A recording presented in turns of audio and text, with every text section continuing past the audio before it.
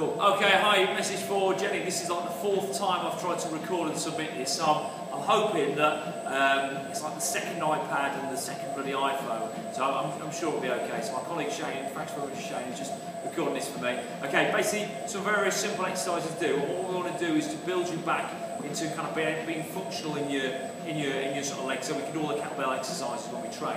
So what these are here to do is to kind of build you up to then be able to do swings and goblet squats and things like that. So the first thing I want you to do is basically find a bench or a sofa at home or something on the side of a bed, something that's fairly stiff for you to sit on.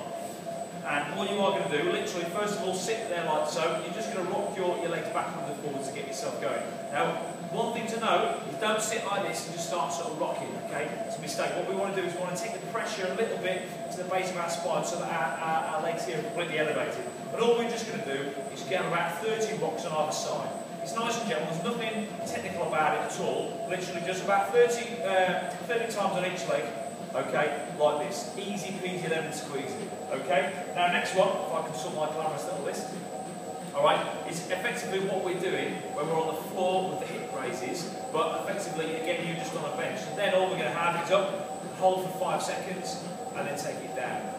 Up, hold for 5, and take it down. What we're not going to do is stick something here and emphasise that push here, okay? Because we can leave that for your own ones when you're doing that on your sort of top. So take it up. And again, have about 30. Now, as you're doing this, you're going to start feeling it in the lower back. That's fine, there's no issue with that. Tense your abdominals as you're doing it, and try and keep the discipline here. If you feel you want to start putting something here and squeezing, that's cool, but there is really no issue with that at all. Okay, so you're going to have 30 of those, up and hold on each leg.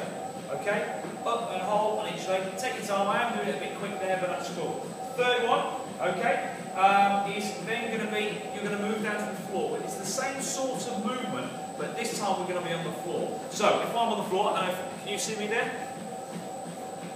Glamorous? Okay, cool. What you're then going to do on the floor, Jenny, is you're going to put your hands just at the base of your sort of spine just here, and all we're going to do is keep our legs nice and straight, and we're just going to be bringing them into the chest and lowering it down like that. Now, as you're doing this, you're going to feel it instantly here.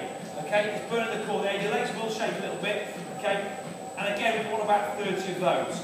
Okay, just bringing it in and relaxing. Make sure your feet are off the floor all the time. So even if they're coming up a little bit here, it's not the end of the world, but really we want to just be gliding the floor like that. Okay, nice and gently. Okay, now the last sort of 2 really are then to bring our quads in. Okay, because obviously we've got the different areas here we want to work. What we're now going to do is a sort of little, looks like a bit of a ballet move.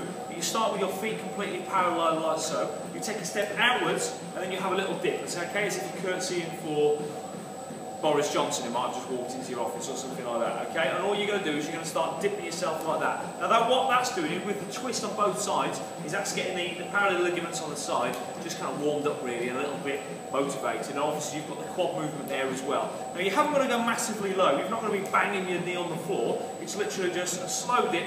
Try and get a little bit lower every time, but it's just something nice and kind of fluent and just easy.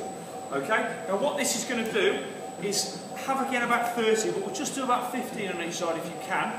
Okay? The last thing we're going to do is just one big momentum for a goblet squat. Now you've seen the goblet squats we've done in our sessions. You have the kettlebell here and you're basically lowering yourself down to the ground. What I want you to do is to have your feet just outside shoulder width apart. Feet are going to be outside, and gently, really gently, and only if you can, and use these exercises to build you up, is drop yourself down and basically hold yourself in this position here.